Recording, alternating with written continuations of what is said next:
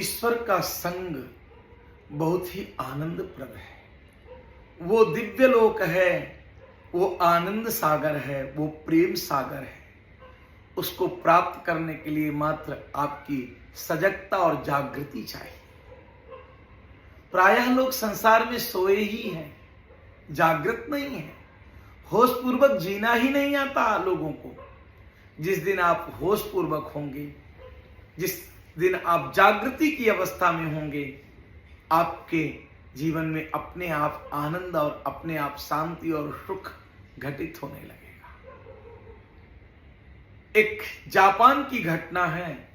वहां तलवार चलाने के लिए गुरुकुल होते हैं और उन गुरुकुलों के दरवाजे में लिखा रहता है परमात्मा का घर, भगवान का घर लिखा रहता है दरवाजे में।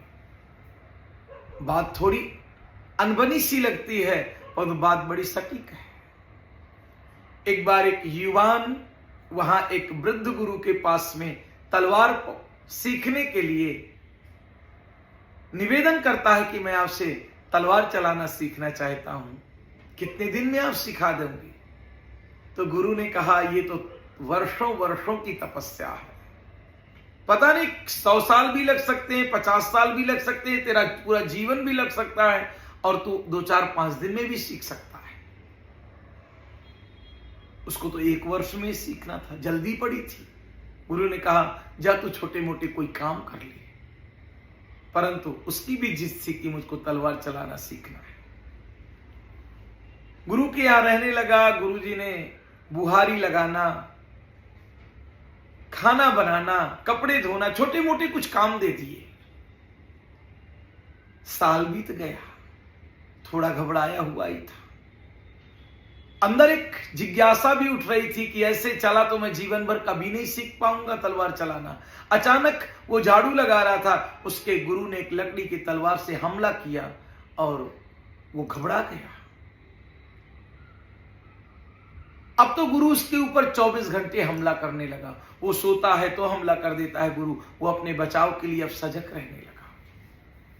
वो चलता है तो हमले हो जाते हैं, वो स्नान कर रहा होता तो भी हमले हो जाते हैं उसके ऊपर। क्योंकि तलवार चलाना सीखने वाले के पास में तो सजगता होनी चाहिए। अगर थोड़ी सजगता, थोड़ी जागृति कम हुई तो दूसरी तलवार सर ही तो काट देगी।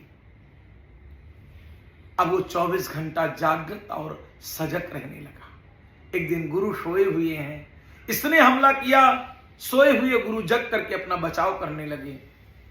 गुरु ने कहा, मैं 24 घंटे सजग हूं, तेरे अंदर भी वो सजगता आ रही है। अब वो 24 घंटे सजग रहने लगा।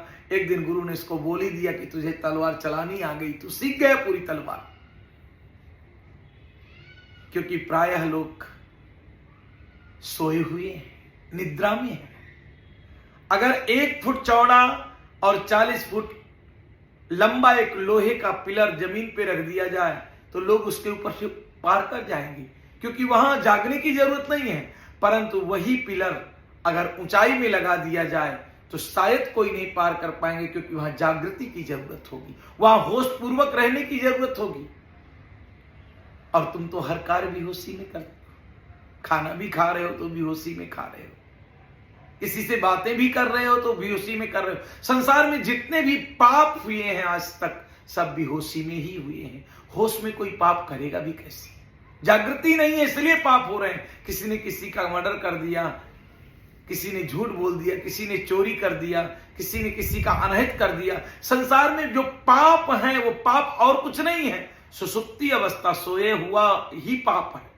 जितने तुम सोए हो उतने पाप कर रहे हो। जितने तुम जागृति हो जाओगे उतने तुम पाप करोगे ही नहीं। जब तक तुम सोए हुए हो तो संसार का स्वप्न देखते रहोगे। संसार तो है नहीं, पर तुम सोए हो इसलिए संसार लग रहा है कि है। जैसे स्वप्न में किसी को हाथी मार रहा होता है तो वो चिल्लाता है, उसको पीड़ा महसूस होती है, परंतु हाथी तो होता ही नहीं है वहां। जागृत की अवस्था प्राप्त करो, जागना सीखो। और जब जागना आपको आने लगेगा तो आप परमात्मा के निकट पहुंच जाएंगे। फिर परमात्मा और आप में कोई अंतर नहीं है। जितनी आपकी जागृति है, जितना होश पूर्वक छोटे छोटे कामों में स्नान कर रहे हो तो पूरा होश पूर्वक स्नान करो, चल रहे हो तो होश पूर्वक चलो, जागृति अवस्था में। किसी से बातें भी कर रहे हो तो बहुत जाग करके बातें करो, होश पूर्वक बातें करो। आप होश पूर्वक जब रहना सीख जाएंगे तो आपके जीवन में आनंद, आपके जीवन में प्रेम और आपके जीवन में सुख अपने आप घटने लगेगा। इसलिए जागो, जागो और जाग के जियो।